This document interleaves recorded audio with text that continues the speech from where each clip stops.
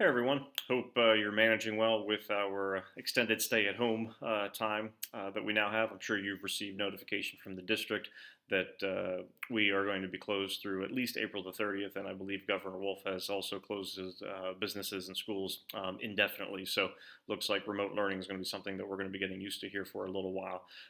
So with that being the case, every week I'll send out a little overview video as I'm doing now. It's not something that I'm going to do daily, but more of on a weekly basis, just to make sure that everyone is caught up. And so, one thing to understand while we're doing the remote learning, school's not officially going on Monday or Tuesday of this week due to Act 80 days, with teachers getting time to kind of prepare materials for what's going to be happening in the upcoming weeks. But to my understanding, it's still important to take attendance daily. So you want to make sure that you are logging on to the specified website and indicating that you are present. One thing also I wanted to make sure that we were clear with was the setup that we have on Google Classroom. I've slightly, updated a little bit, and I want to make sure that you're aware that try to stay away from the stream page where things are kind of listed, one at a time, and make sure that you're going to the classwork page, because the classwork page certainly has things organized a little bit better for the way that things are going to be handled. So you can see that there's a new folder here, Remote Learning, for April 1st through April the 3rd. Each week that we're doing the remote learning, I'm just going to have one folder that's going to have all the designated assignments that are going to be needed. So at the top of that list is always going to be the assignment list, and so it's just going to be a little table, kind of a shortcut to what you need to be working on each day in the assignments that would be going on. So a lot of the materials here are kind of suggested this is what you should be doing, but then here are the assignments that are kind of highlighted as to what's going on. So you can see that while working on Fahrenheit 451 and finishing up that paper, that the idea is that we're going to begin working with some poetry assignments. So in here, I'll always have a screenshot of the assignment list as well as this video that we're working on right now. But then down below in the folder, you can see all the assignments that would be going on for this week. And so if it's assignments, I'll have it designated in all caps, but I'll let you know if there's note material or some kind of handout or quiz that you need to be aware of. So, and also there are due dates available posted. So you can see the first two things for Wednesday, April the 1st. Then we got Thursday, April the 2nd, and then something here, the TP cast for the poem Wheels, which is going to be due on Sunday, so that people still have time to finish up their research paper. So the first two assignments for Wednesday, introduction to poetry. So we're going to be taking a look at poetry terms.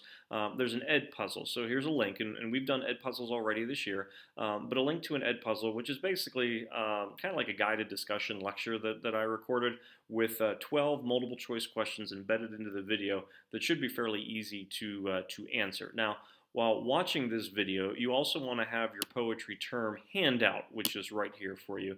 And you can print this out or open it on Notability. It makes no difference to me. But you're going to complete the definitions for these 20 terms. And all of these terms are covered in the Ed Puzzle video in detail with explanation.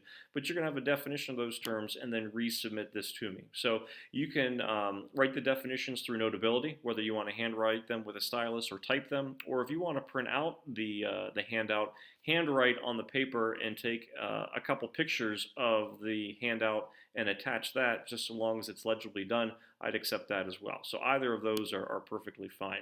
For Thursday, there's an introduction to TPCast, which is the analysis of poem.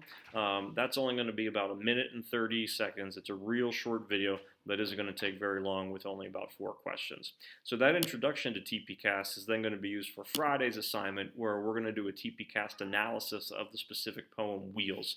And chose this poem because it's a Pittsburgh author, a Pittsburgh poet, and so students will be able to complete the TPCast assignment, and the copy of the poem is attached right here as well. But what I also have with it is then a YouTube video of me going through with the analysis, so students can go step by step with me to make sure that they are analyzing that correctly. So it's entirely up to you whether you want to watch the analysis or not, but I would think it would be pretty useful for folks who are trying to get their feet wet with how a TPCast ultimately works. So those are the assignments for this week that you can find in Google Classroom. Again, the pacing that you want to go is entirely up to you, just so long as all the assignments, are met for this week. But I know some students might decide that they want to handle math assignments on one day, take care of their English on another, science and social studies on maybe another day. That's entirely up to you. So I have the pacing there, but if you want to knock all the assignments out on one designated day, as long as they're submitted by that week, you would be okay. What's also going on, remember, is our Fahrenheit 451 research paper. So just make sure that you are keeping up with that. Once you do submit your paper on April the 3rd, assuming it's complete, you'll be seeing in Power School the rough draft points will be going in, 24 points with the breakdown of 4 points for each of the paragraphs, intro, conclusion, and the 4 body paragraphs. Those of you that have already submitted your final copy, those rough draft points should be in Power School. If a paper is not submitted by Friday, April the 3rd, I'll go through on Saturday the 4th, put in missing, and I'll also put in the 0, just so students can see the impact, the significant impact that 150-point assignment would have on their grade. But the opportunity will certainly still be there to submit that paper and get the necessary points. So just some reminders with that essay.